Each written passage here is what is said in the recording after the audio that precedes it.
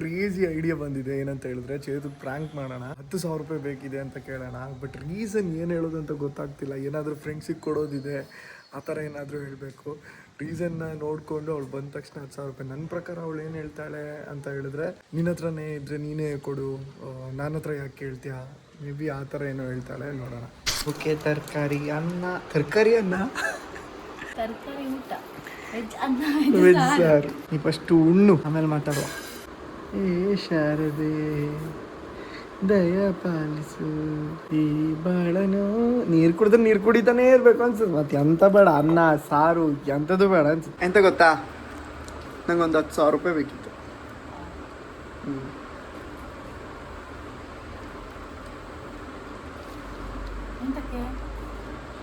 ಬೇಕಿತ್ತು ನಂಗೆ, ನಿಜವಾಗ್ಲೂ ಹೇಳ್ತಿದ್ದೆ.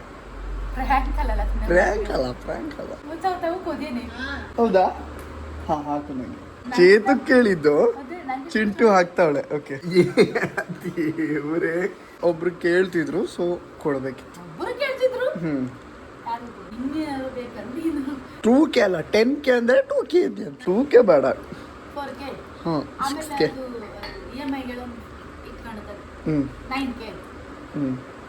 1K ಏನಾದ್ರು ಮಾಡಿ. ವಾವ್, ಸೀರಿಯಸ್ಲಿ ಭಾರಿ ಅಲ್ಲ. EMIಗೆಲ್ಲ ಇಟ್ಟಿರೋ ದುಡ್ಡು ಕೊಡ್ತೀವಿ.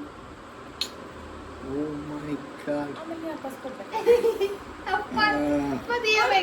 ಆಮೇಲೆ ನಾ ಎಂತ ಮಾಡ್ಲಿ?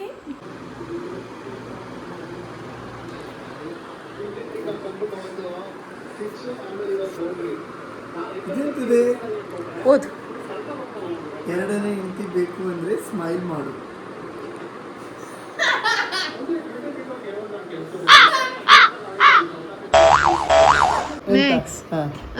ಒಂದು ಹುಡುಗಿ ಹೆಸರು ಹೇಳಿ ನೋಡುವ.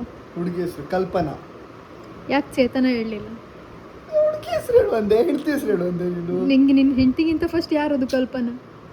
ಸುಮ್ಮನೆ ಬಂತದು, ಕಲ್ಪನೆಯಲ್ಲಿ ಬಂತು ಕಲ್ಪನಾ. ಚೇತನ ಹುಡುಗಿ ಅಲ್ಲ, ಕಲ್ಪನೆಯಲ್ಲಿ ಬಂತು ಕಲ್ಪನಾ ಅಂತ. ಈಗ ಡಿನ್ನರ್ ಮಾಡ್ತಾ ಇದ್ದೀನಿ. ಅನ್ನ ಆ್ಯಂಡ್ ತರಕಾರಿ ಸಾರು, ಮೊಟ್ಟೆ, ಉಪ್ಪಿನಕಾಯಿ ಆ್ಯಂಡ್ ಒಂದು ಸ್ವೀಟ್ ಇದೆ. ಆ್ಯಕ್ಚುಲಿ ಇದು ಮೊನ್ನೆ ಮಾಡಿದ್ದು, ಇದು ವಿಡಿಯೋ ಮಾಡಿಲ್ಲ ಆ್ಯಕ್ಚುಲಿ. ಇದು ಕೂಡ ಹೋಮ್ ಮೇಡ್ ಸ್ವೀಟ್, ಸೊ ಎಲ್ಲದೂ ಕೂಡ ಹೋಮ್ ಮೇಡ್. ನೀವು ಮೇ ಬಿ ಅನ್ಕೋಬೋದು ನಾವು ದಿನ ಹೊರಗಡೆ ಊಟ ಮಾಡ್ತೀವಿ ಅಥವಾ ಹೊರಗಡೆಯಿಂದ ತರಿಸ್ಕೊ ತಿಂತೀವಿ ಅಂತ. ಬಟ್ ಅದು ದಿನ ಅಲ್ಲ, ಯಾವಾಗಾದರೂ ಮಾಡಲಿಕ್ಕೆ ಬೇಜಾರು ಆ ಥರ ಎಲ್ಲ ಆದರೆ ಹೊರಗಡೆಯಿಂದ ತರ್ತೀವಿ. ಈಗ ನಾನು ಡಿನ್ನರ್ ಫಿನಿಶ್ ಮಾಡ್ತೀನಿ. That's all for today's vlog. ನಿಮ್ಗೆ ಈ ವ್ಲಾಗ್ ಇಷ್ಟ ಆಗಿದೆ ಅಂತ ಅನ್ಕೊಂಡಿದ್ದೀನಿ. Till then keep missing us, keep loving us and bye.